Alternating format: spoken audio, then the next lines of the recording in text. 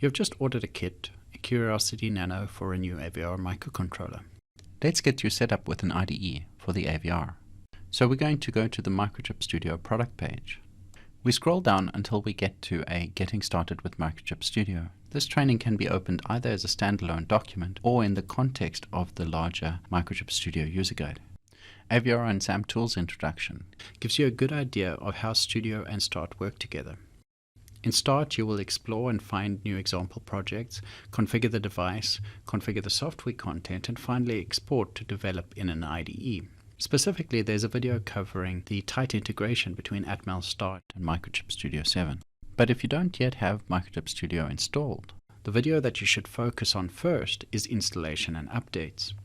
Note, since you have a relatively new AVR MCU, you may be prompted to accept the pack updates from the device pack manager. A pack manager overview is also covered in the installation and updates video. Good luck on getting all set up. We'll catch you in the next one.